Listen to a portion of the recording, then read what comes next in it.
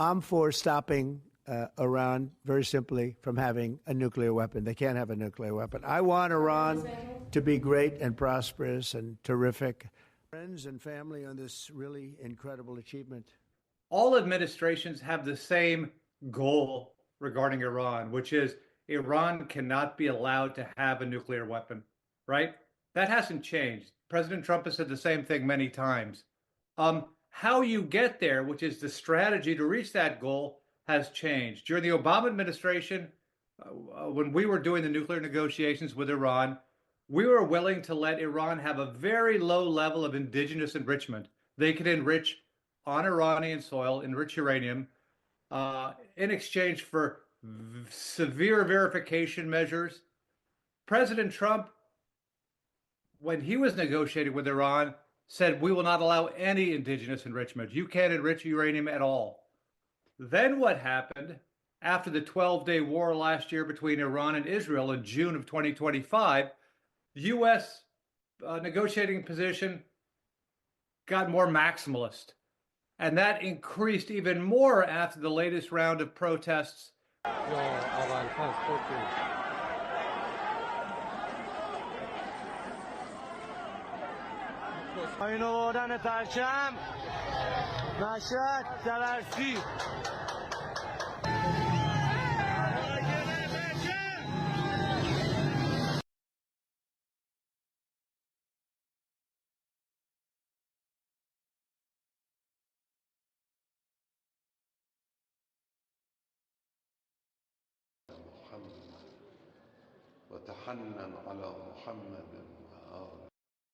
So what we know now is that the U.S. administration's negotiating goals or position vis-a-vis Iran is no enrichment.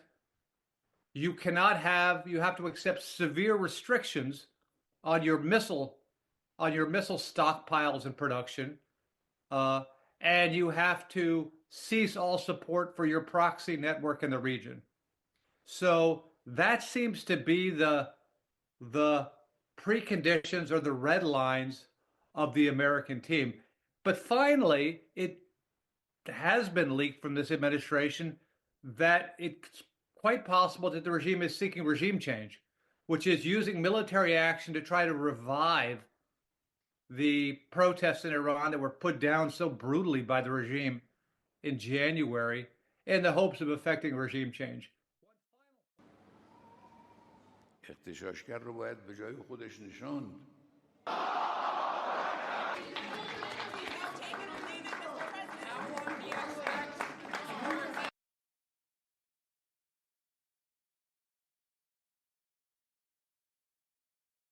Don't forget Israel is a part of all this. And what we know is that Israel doesn't want a negotiated solution.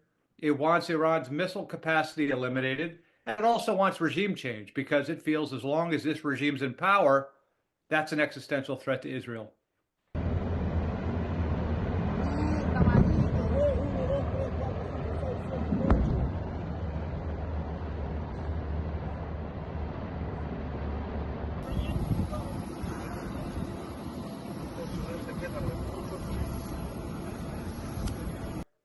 Whereas you could actually achieve something by removing one person in Venezuela, you can't do that in Iran, even if it's the supreme leader. We saw this when during last year's Israel-Iran war, Israel assassinated almost all of the top military leadership of Iran. Iran just replaced them. You know, Khamenei is 86 years old. He'll be leaving at some point soon anyway, and the system will replace him. So were he to be kidnapped or killed, either they'd find someone else to slot into that, or the Islamic Revolutionary Guard Corps, the military institution that in many ways runs Iran collectively, would find some other type of substitute. خیلی ممنون و سپاسگزارم. هر کجا هستی. امروز همچنین وزارت دفاع و پشتیبانی نیروهای مسلح کشور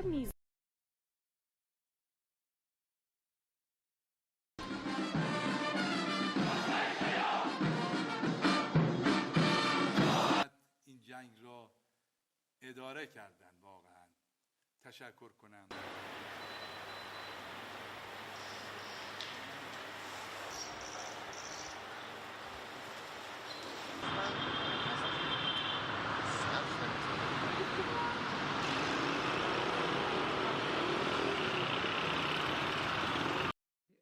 the guiding rationale behind how Iran looks at the U.S. is that the U.S. is seeking to get rid of the Islamic Republic of Iran. It thought so before the Trump administration. It thinks so now. It thinks that for a variety of reasons, the U.S. is dedicated to regime change. Okay? So it's tried to maintain over the years, the decades, strategic deterrence, which was missiles, a proxy network, and the threat of a nuclear weapon. As a result of the war last year, the Iran-Israel war, its deterrence triad has been largely eviscerated, right? Iran is strategically the weakest it's ever been.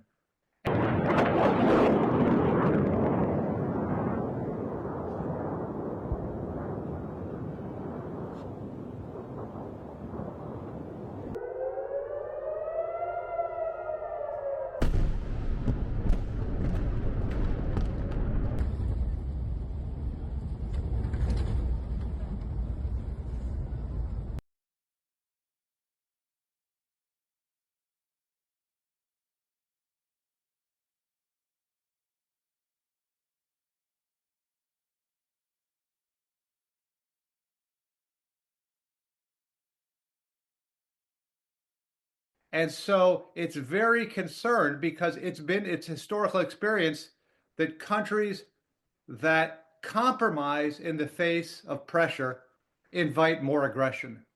They saw this with Libya. They saw this with Saddam Hussein in Iraq. They saw the USSR topple when trying to compromise and reform under pressure. So in many ways, paradoxically, Iran is too weak to negotiate because it's very concerned that if it shifts its historic red lines even a little, if it says, for example, yeah, we're willing to talk about restrictions on our missile program, or, well, perhaps we could find a deal regarding proxies, that will be like chum in the water, attracting more and more sharks. So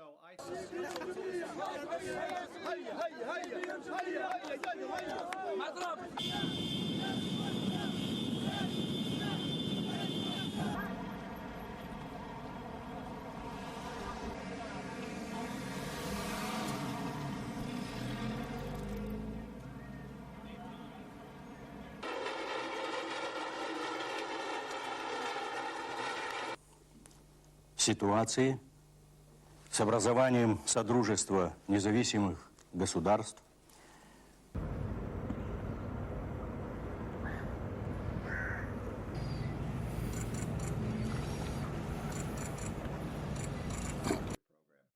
And certainly Iran would love to have sanctions lifted, but I think Iran takes it as an operating assumption they're not going to get that from this U.S. administration. The idea of the U.S. administration now lifting sanctions against Iran would require such extensive concessions from Iran as to equate to regime change. So at this point, especially with the massive U.S. military buildup around Iran right now, I think Iran is seeking to enter negotiations in the hopes of forestalling or preventing a U.S. military attack, which it really does not want to have happen for all the obvious reasons. But in many ways, Iran is more scared of making concessions that will invite further aggressions than a military attack. So Iran has been messaging to the U.S. that any sort of attack on Iran will invite a massive response. So